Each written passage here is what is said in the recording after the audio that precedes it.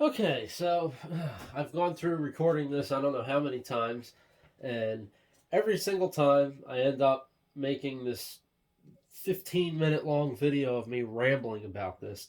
So rather than doing all of that, I will just kind of briefly explain this, and if anybody has any questions, I'm more than willing to answer any questions on this, but it was just getting very long and drawn out. So try to make this video a little bit quicker.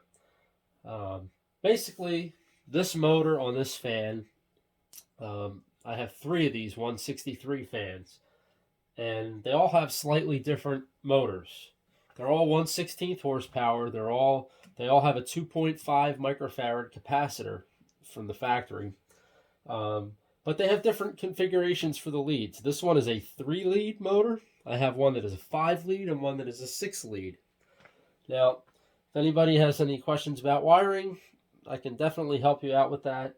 But this is the simplest of all of them because you simply have, a pair of the leads that go to your run winding, and then one of these leads that comes out goes to the start winding.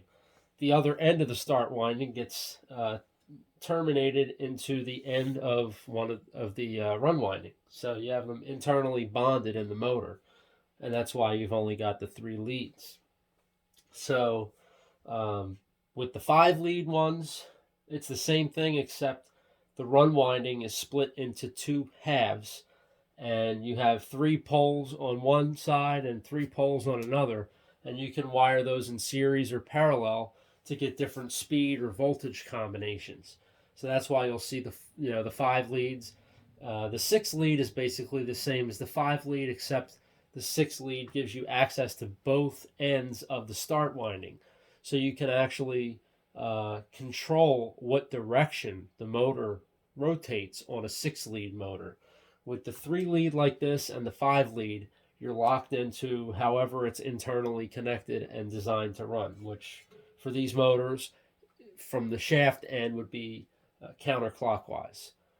So at any rate, the only other thing I will say about these is all 3 of these fans, even though they're all 163s that I have, with the different motors, they have different current ratings. So this one is a 1.0 amp rated motor. The other 2 that I have one that's a 1.4 amp and a 1.8 amp.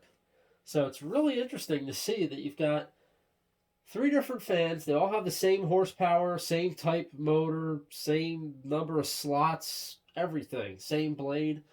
But yet this one draws 1 amp, and I have another one that draws almost 2 amps. Which one would you rather have, the 2 amp or the 1 amp? So I just think that that's kind of interesting how that works out with these. But this is definitely the simplest and easiest to wire. I know it can be kind of confusing. Some of the other ones, you open the back cover and it's like, what the heck are all these leads coming out? Especially if there's no wiring diagram.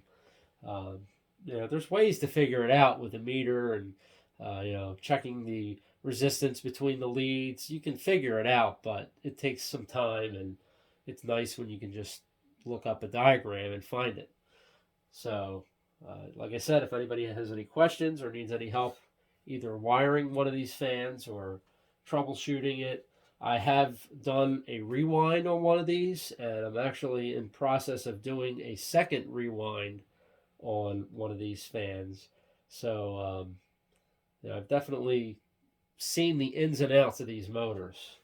So, um, that's pretty much it without trying to ramble too much here.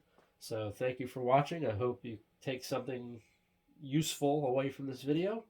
And please like and subscribe, and I will see you in the next one.